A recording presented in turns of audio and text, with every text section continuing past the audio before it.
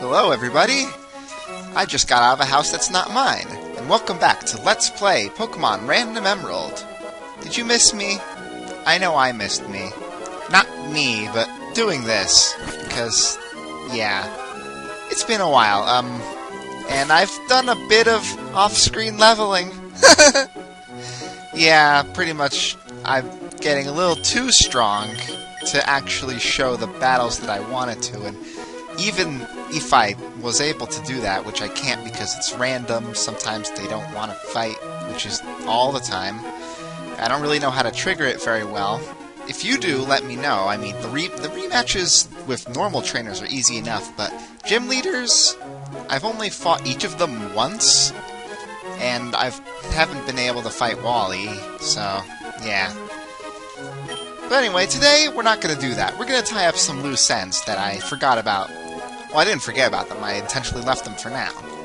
So, let's just show the ticket, and we can go to the Battle Frontier, which is a place that I should have gone before. But we're going now. And this time we don't need to actually get on the ship. We'll just be here, so let's talk to some people around here. Well, dreams come true. Let's go in. Oh, hello there. Oh, okay. Good. And we get the Frontier Pass, which pretty much overrides our trainer card. Huh? Oh, it's Scott. It's been a while. So, what do you have to do with this? Oh, this is where you live? Seems like a pretty stupid place to live. But anyway, the Battle Frontier is pretty much the center of competitive battling in Pokemon Emerald, the first of its kind. Basically, you go into the various battle facilities around here, and your Pokemon are all put down to a single level, and you go into fights where you're not allowed to use items, or use the set command to switch out your Pokemon after the opponent has fainted. So, they're very fair battles, in a sense, but the farther you go, the worse it gets. Basically, there are 7 facilities here. Here's one, the Battle Factory. This one lets you use rental Pokemon like the other guy was saying. Let me just show you the inside. Basically, you give them your Pokemon and they give you 3 or 4 rental Pokemon, depending on whether you're doing single or double battles. You can pick either 2 modes of battle for all the facilities, level 50 or open level. In this case, open level puts all the Pokemon at level 100, and you don't start with single evolved forms. The factory head here is named Noland. I'm not going to show any of the heads off. I mean, the Frontier Brains is what they're called collectively. I'm not going to show them off because it would take me way too long to actually beat this, and I don't have a team that's properly raised. I mean, they're good, but when you put them in a fair setting like this, they become not so good. So, yeah. The factory head here uses a random team just like you, and all the other trainers have their Pokemon, and because it's the factory and they're rentals, sometimes they might be stupid in AI. So, that's one edge you might have here.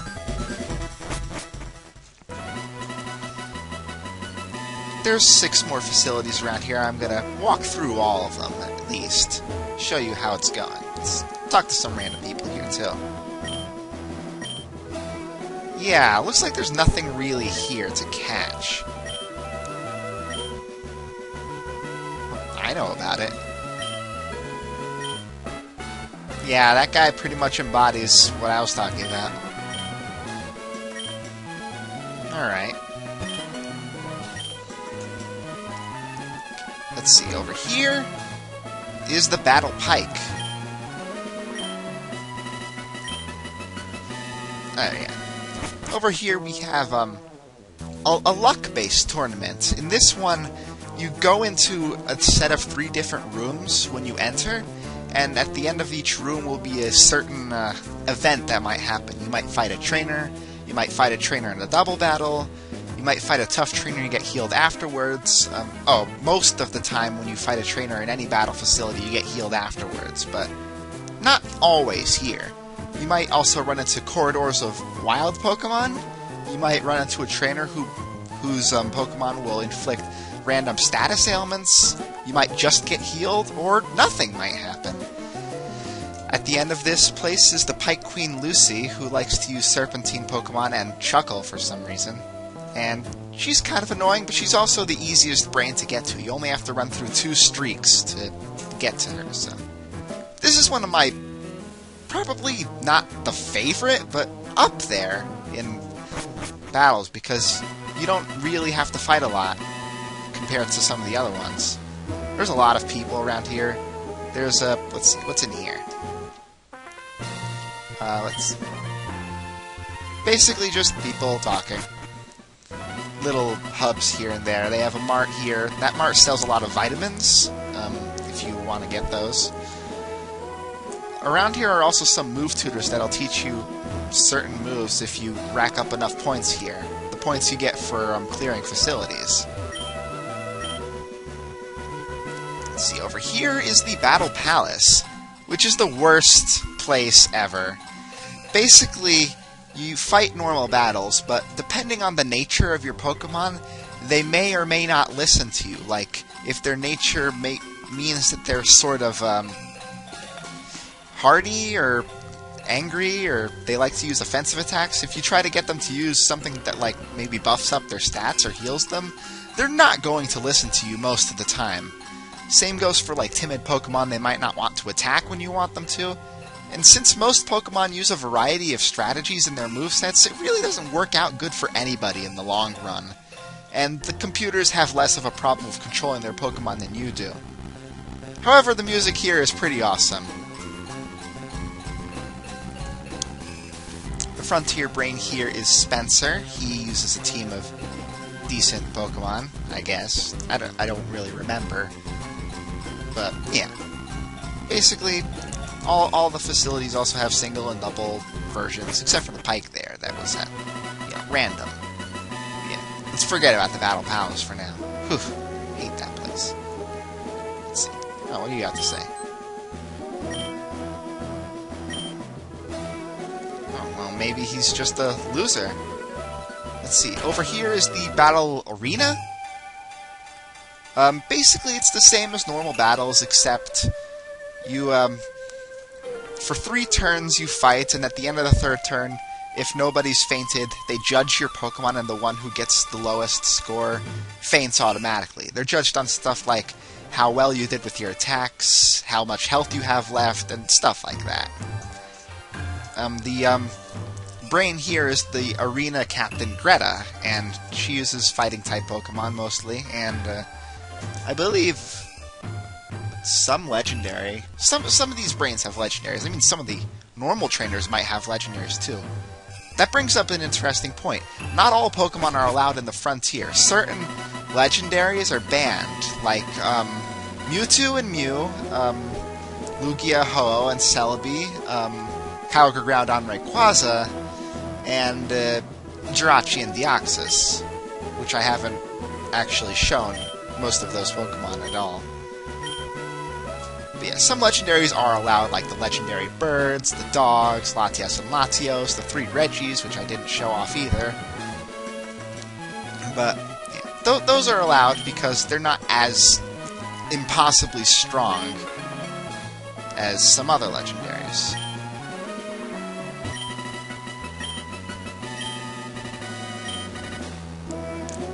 There's also multi-battles, only in the Battle Tower, which I'll be showing off in a minute. Over here is the Battle Pyramid, probably the hardest facility in the game. Basically, you're in a dark maze, and there's no way to light it up, not even with flash, unless you defeat wild Pokemon or trainers in the area. You basically have an empty bag, but you can find items lighted around, there's trainers in the dark, and basically you need to try to climb up 7 floors to get to the end. It's a lot harder than it sounds, even though you have the luxury of items. You don't get healed after battles, and you might try to run from wild Pokemon, but you might fail, and then they'll kill you, and it's really, really difficult. And remember, you might find Sacred Ash here. You cannot use that in battle to revive all of your Pokemon. No. That tripped me up once, so... Yeah, and you don't get to keep your bag contents when you lose, so yeah. I don't like that place. The brain is Brandon. He uses all the Reggies and then all the birds. Legendary birds, so pretty difficult. Let's see, over here's the exchange ranking hall place. Okay, yeah. Apparently they only show your records because you're the most important person in the world! No. There's a cave over there, but I can't get to it. Sticky? That's kind of weird. Alright, over here is the Battle Tower, which I mentioned earlier. In this one, you have more options to fight. You can fight in multi-battles with a tag partner that you choose yourself, which is basically a double battle where you can't control your partner's Pokemon, like we had with Steven earlier against Maxie and Tabitha. There's also Link multi-battles where you can play with a friend using a Link cable if you actually had the game with a person. Of course, it would have to be another Emeralds, and they can't use like Fire Red or Leaf Green or Ruby or Sapphire or any of that. There's also a cloning glitch you can use here. I'll go over that. No, never. Sorry. I just wanted to point that out. I don't want people to think I'm stupid. Over here is where Scott lives. No, it's not. I might as well talk to the person anyway. No, that's okay. I don't need your Meowth. I've had enough of Meowth. He's not right. This is where Scott lives. I'm certain on that. Here he is. Well, good for you.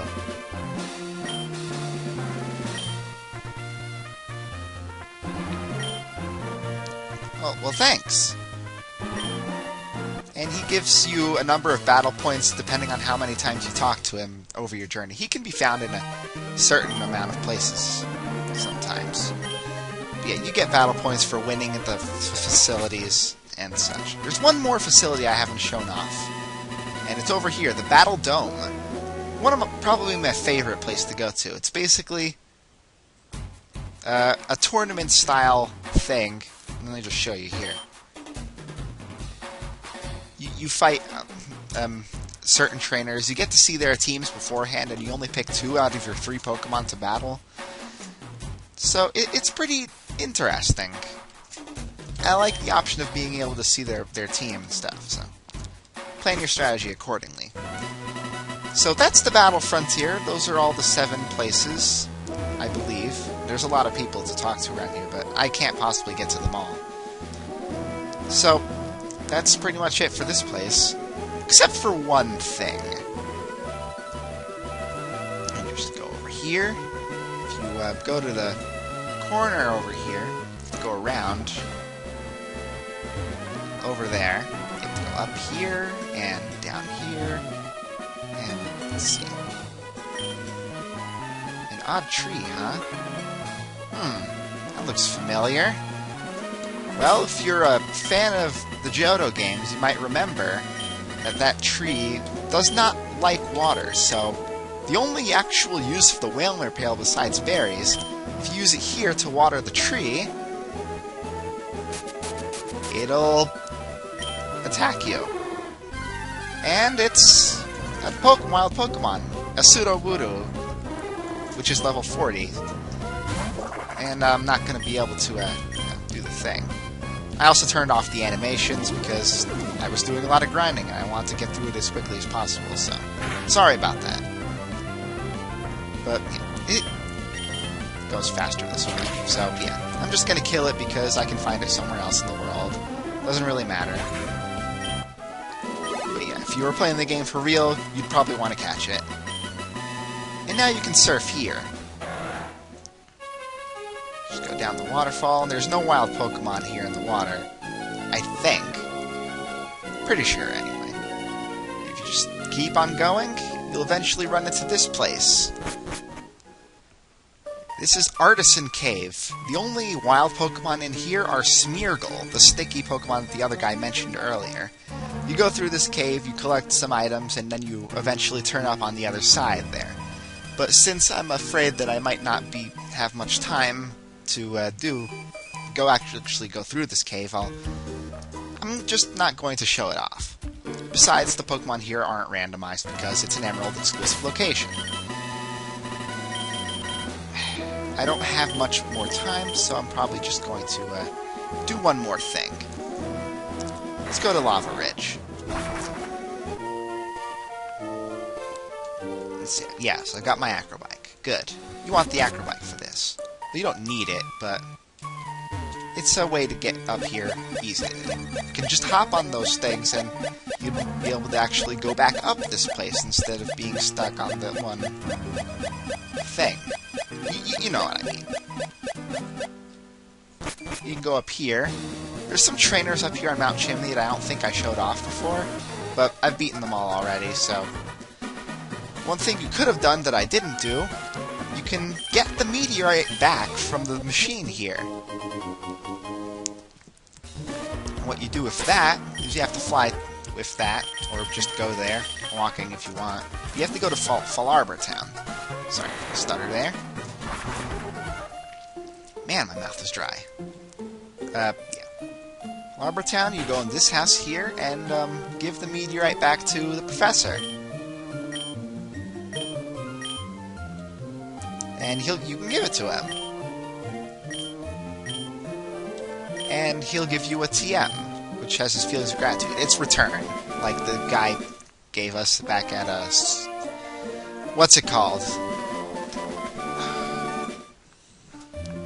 Well, you know, the Raft Town. I can't believe I actually forgot its name.